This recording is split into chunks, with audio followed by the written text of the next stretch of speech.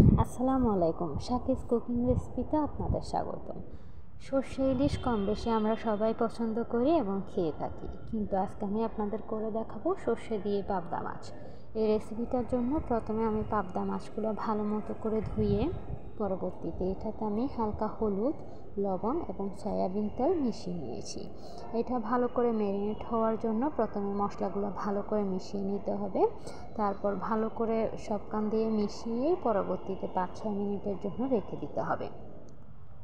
এই ক্ষেত্রে মিশানোটা হচ্ছে পারফেক্ট। অনেক সময় দেখা যায় যে মাছগুলা ভাজার সময় এক পাশ হয়তো উঠে যায়, কারণ মশলার পরিমাণ বা তেলের পরিমাণ না হওয়ার কারণে। আর এখানে সয়াবিন তেল দেওয়ার কারণ হচ্ছে মাছগুলো যখন আমি ভেজে নিব তখন যেন উল্টাতে বা ছিঁড়ে না যায় বা ভেঙে না যায়, সেজন্যই হচ্ছে সয়াবিন তেল দেওয়া। কেউ যদি না চান ওই ক্ষেত্রে নাও দিতে পারেন, সমস্যা নেই। পরবর্তীতে আমি মাছগুলো ভেজে নেব। ভেজে নেওয়ার জন্য আমি যে কড়াইটা নিব সেই কড়াইয়ে হালকা একটু করে লবণ দিয়ে দিব। লবণ দিলে তেল ছিটকে আসে না, সেটার জন্যই লবণ দেওয়া। আপনারা চাইলে আমার এই ছোটো ছোটো টিপসগুলো ফলো করতে পারেন, কাজে লাগবে। এই পরে আমি মাছগুলো একটা একটা করে দিয়ে দিয়েছি। আমার যেহেতু মাছের পরিমাণ একটু বেশি, সেজন্য আমি একটা হওয়ার পরে আরেকটাই দিচ্ছি, 3টা-4টা এরকম করেই দিছি। আপনারা যদি কড়াই বড় থাকে ওই ক্ষেত্রে একসাথে সবগুলা মাছ ভেজে নিতে পারেন। এক্ষেত্রে আমি মাছগুলো খুব কড়া ভাজিনি, হালকা করেই এক পাশ ওপাশ করে ভেজে নিয়েছি, যাতে হালকা একটু লালচে কালার আসে ওই পর্যায়ে।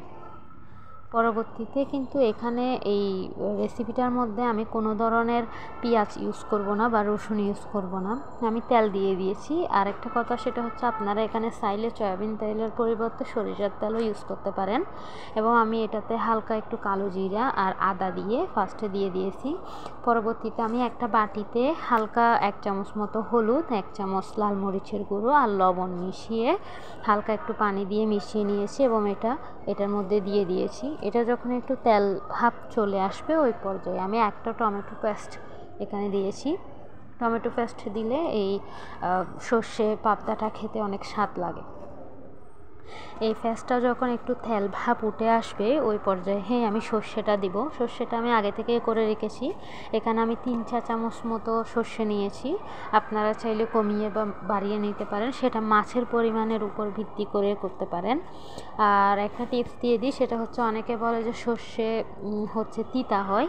সেটা না হওয়ার জন্য আপনারা যখন এটা ব্লান্ডারে ব্লেন্ড করবেন ওই পর্যায়ে আপনি কাঁচামরিচ আর যদি লবণ দিয়ে দেন ওই ক্ষেত্রে তিতা হবে না। আর এখানে আমি এটা একটু কষিয়ে আসছে ওই পর্যায়ে পানি যোগ করে দিয়েছি।